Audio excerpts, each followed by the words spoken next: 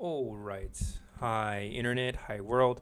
I just decided to start this video because I wanted to share with you all my psychedelic experience. And here's the reason why I'm doing it. First of all, I've been really afraid to talk about this stuff. Hopefully, you don't mind this crazy screen stuff that I have, but I guess we have a nice little mise en scène going on here, right? We got a bunch of mirrors and stuff going on. I think it actually is pretty fitting. But I'm going to talk to you all about my psychedelic experience because I'm actually watching this really interesting video by the Swedish group, and it's an interview with Daniel Schmachtenberger. Okay, and he's talking about a metacrisis, but I'm going to play actually a little part of this interview or whatever it is, because he's talking about the Molloch, which is a game theory idea. But let's see if I can find the part. That to stop the travel of the pathogen, fertilizers and pesticides weren't able to move, and you got locusts in North Africa and the Middle East. 4x jump from what there was for all of human history till the Industrial Revolution, right? Catastrophic effects. And then we have to look at the underlying drivers. Why can we not stop this thing? Okay. Why is Let's it just keep watching this. that Bear with me. literally I'll tell you no my story in a country, moment. no company in the world wants climate change? He's basically just talking about how things are just kind of spiraling out of control right now. Nobody is like, climate change is the world that I want. But we're orienting to it so fast and we can't stop, and nobody can stop it. Because we all want stuff that requires energy that is driving that thing. And nobody wants species extinction, and nobody really wants to live in a world with automated AI weapons, but we're all racing to build them. So what the fuck is actually driving the world to a world that... So what's driving the world? Why is it that there's kind of this human tendency to do things in this kind of hive mind way where we, he uses the example of the Nazis in World War II. Why was it that Hitler, has so many followers, right? I mean, not all the German people were bad. So then why was it that you had such a large Nazi gathering, right? Anyways, literally nobody wants. I think there's a deeper analysis of that, and the market is a part of it.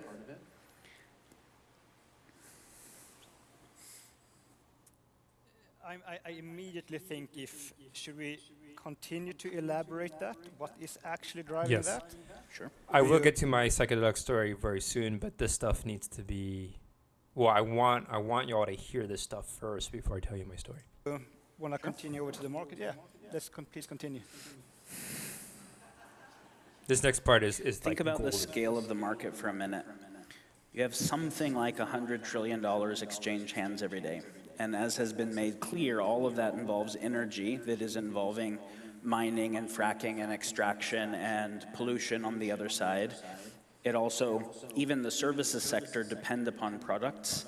So all of it has a materials footprint.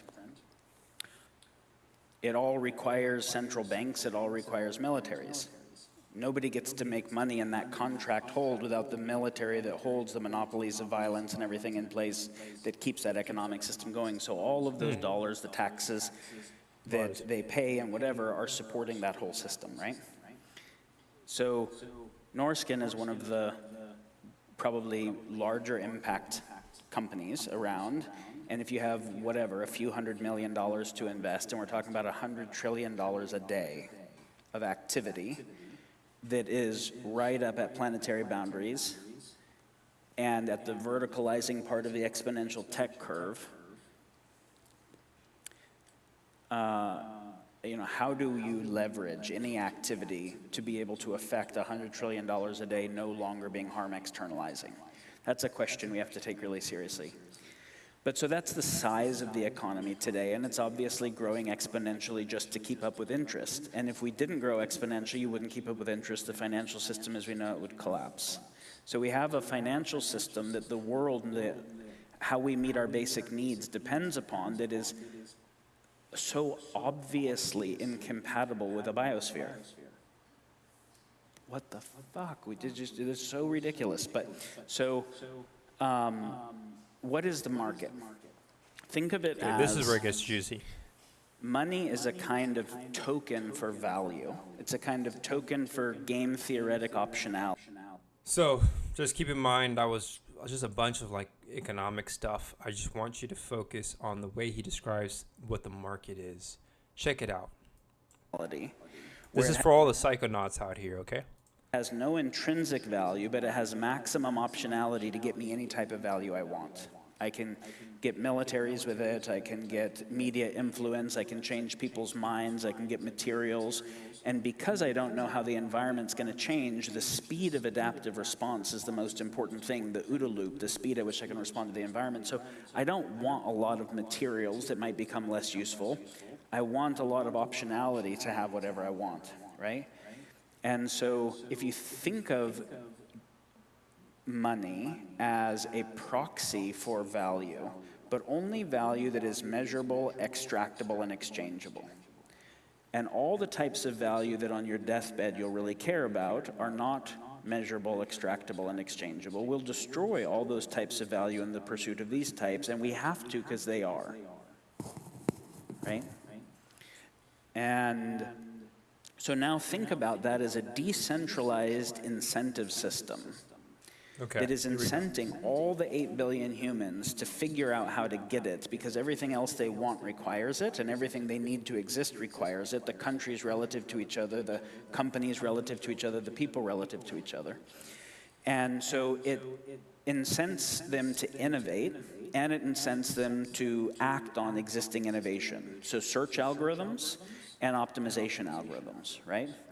And so you can think of the global market as something like an AI.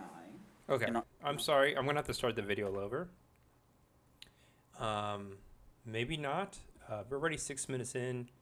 I wanted this video to be a little shorter, but I'm just going to go ahead, folks, because he's saying think about the market as an AI. And so you can think of the global market as something like an AI, an intelligent system that is running parallel process on human compute, on human beings. Okay, so if the market, this is all economic stuff, so let's just get past that. But the market is just like, it's the economy, right? But it's running on human systems, and we are the computers, okay? And you know how radically powerful parallel process in the cloud is. Being able to run a lot of parallel process on computers did a lot more than centralized supercomputers could do. So this is running parallel process on 8 billion human beings and the clusters of corporations and countries and whatever, to incentivize them all to search new ways to make money and to optimize on existing ways. And whoever gets good at that system gets more power in it, and in turn lobbies and changes laws and changes cultural values of the media they create and whatever that makes the system better for them. And anyone that opposes that system is also opposing those who are doing well at it, so that there is agency to suppress that. So you can think of the global market as a misaligned superintelligence that is already misaligned with planetary well-being in humans, that is running on all the humans while also running all the humans, that also uses all the compute and all the other technology, and that is building all of the narrow AIs in its own service. We said that most of the Nazis weren't Hitler. So the Hitler we're all in relationship to today is this thing. Right? You can call it Molloch. But this kind, you can call it the superorganism, you can call it the mega machine. Mega machine. And that thing has to die. Right. That thing has to die or the biosphere will die. But it's not actually animate. It is running on and made up of human action. Okay, interesting. And so thinking about what would it take to, and it has to die and or be converted to something that it is not. And so I'm going to stop right there. I think we have enough material here to work off of. So let me tell you about ego death, okay, folks?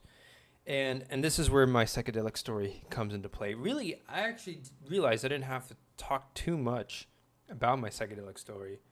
But I think he's talking about essentially the runaway machine that is our civilization. And our civilization seems to be kind of running off into some direction, and it's incentivized to do so. I mean, that's kind of like, you know, basically I'm like creating the ultimate monopoly.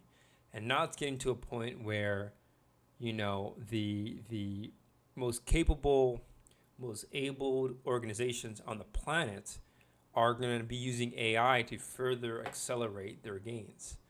And so here's where psychedelics enter the picture. I think what he's essentially talking about is, in more spiritual terms, if you are a Christian out there, he's talking about essentially the devil. But I don't want to use the word devil. That's too simple of a term. It's too generic of a term. People have used it all the way a bunch of times already. What he's really talking about is the spirit of the wilderness. He's talking about, you know, some aspect of human nature that we all seem to have that somehow has led to this runaway system that we are now in.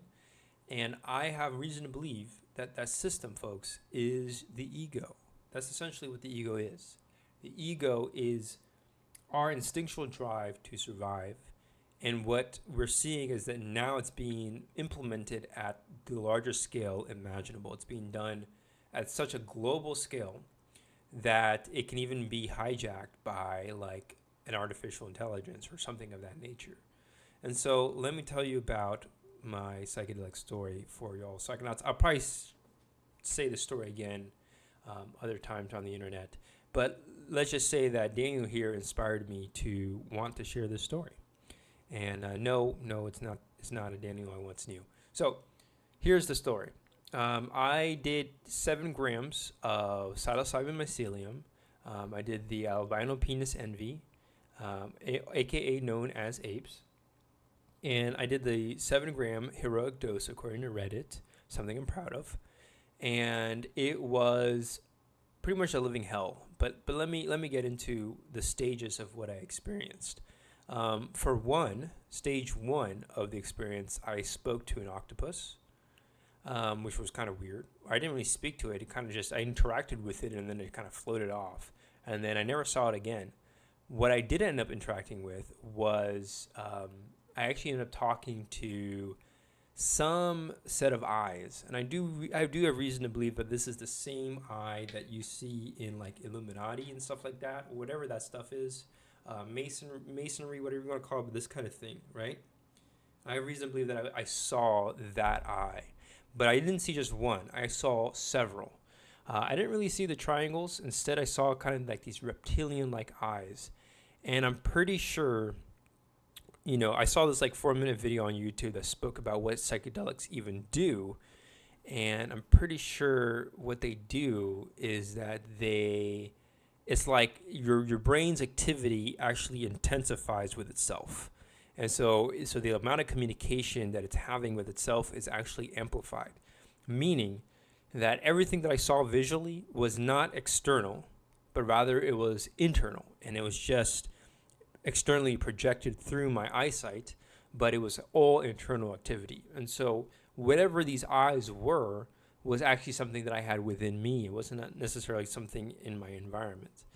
And I'm pretty sure those eyes were essentially some variant of my ego or something like that. And I'll tell you now, folks, I've been having all kinds of suppressed emotions for many years. Call it trauma, call it what you want. But basically, you know, I'm pretty sure just that all those dang eyes was some force of nature within me that seemed to be really angry. And so as the experience continued, we had this like intellectual conversation with what I believe were the machine elves, for anyone who's heard about that. But it's essentially like some sort of collective intelligence that I was speaking with more than one eye. and they were trying to get me to do something. We were trying to work on something, and I failed. I failed at doing that thing. I was trying to like do some like superpower or something like that. I couldn't do it, so I failed. And I told them, sorry guys, we're gonna have to close shop. I failed, y'all. Sorry, we'll get them next time. And it was at that stage in the experience that things transitioned from it being peaceful to it being terrifying. And I don't know the exact experience. I'm not exactly sure what happened, but ultimately I found myself really, really afraid because these machine elves seemed to have gotten really angry with me.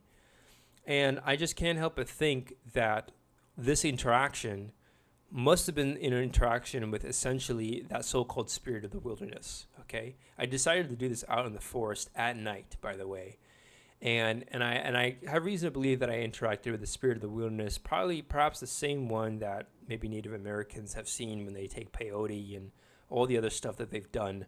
I have reason to believe that I interacted with something, but this spirit, whatever it was seemed to show kind of some degree of hostility towards me. And so what it was, I think, folks, was essentially just simply put my ego. Maybe it was my ego that was trying to let go, or maybe it was my ego that refused to let go. But whatever the case was, they put me on trial, and they essentially busted my balls. Okay, it ended up being terrifying experience. And I did not let go. I was not able to let go. I found myself getting in a really dark place because I was really afraid. I was even afraid of like death. Okay, and that's how scared I was.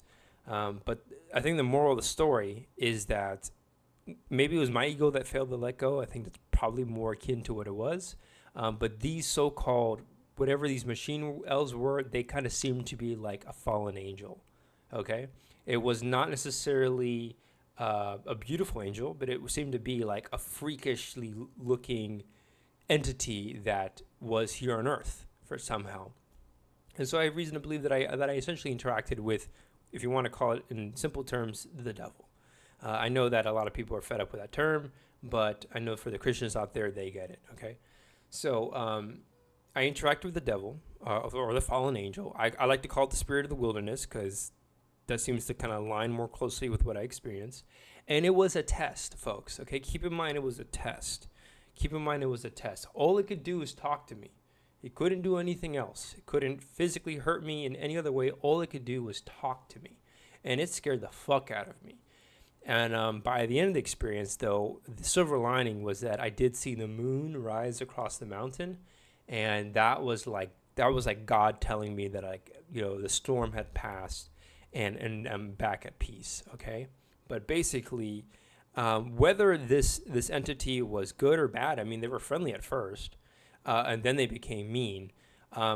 Whatever the case may be, folks, it was a test. And it was a test that I think I failed.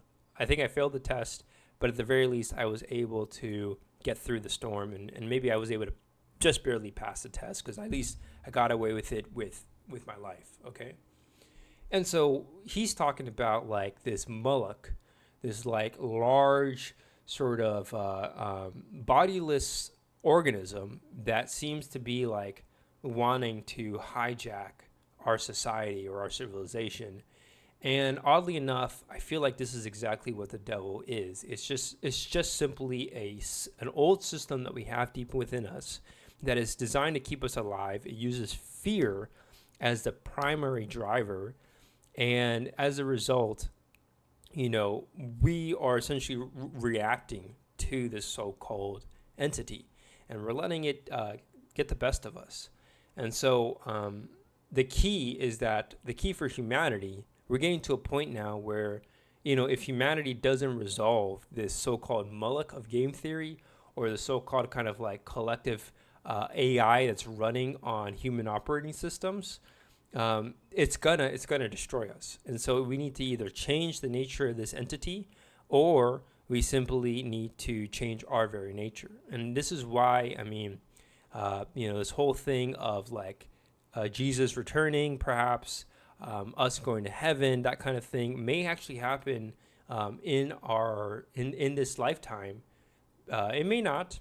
It may not, but I certainly have more and more reason to believe that it will happen in this lifetime, because we're starting to enter a point where our technology is so advanced that it actually could enslave us or hijack us, or get to a point where it essentially will destroy the earth. At the very least, it could be a paperclip machine or something like that. And so, we're going to enter a critical point. And the unique thing about Jesus Christ is that Jesus simply was living proof of someone who was able to truly experience ego death. Okay, Jesus was in the desert for 40 days. He was tripping balls. Okay, I guess he just did fasting. He didn't need to eat any magic mushrooms, but he did have an interaction with this exact same spirit that I'm speaking of. And he was able to resist all the temptations that spirit was telling him, and he was able to pass the test with flying colors. And so he proved to the world that it is possible with human body to experience God in the fullest sense, aka experience the higher intelligence, experience the original mind, and do so in a way where you don't have to succumb to the lower mind that is essentially the so-called primitive instinct that we seem to have. The devil has been around for a long time, folks. We've had this as a force to keep us alive, right? It's an instinctual drive, these instinctual mechanisms that we have. Well, now we're challenged to change that nature.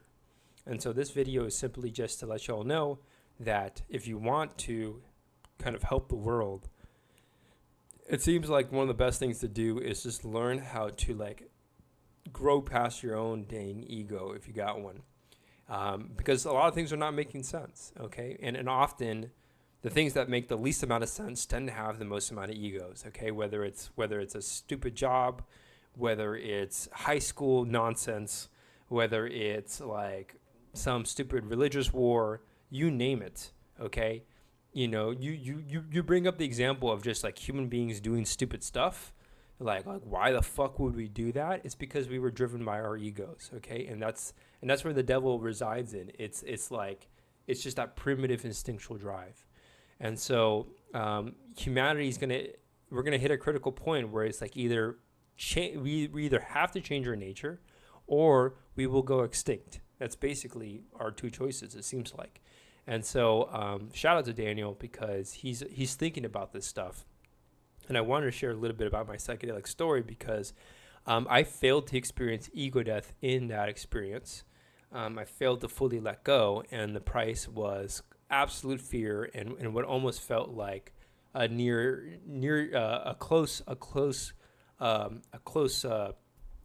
close interaction with death. But maybe what was really dying was not me, but it was rather my ego that was dying, and it was too afraid to die. So all I'm trying to say is that maybe I gotta try psychedelics again as a kind of a thing. I've been very afraid to, because I'm like, I don't want to do that again.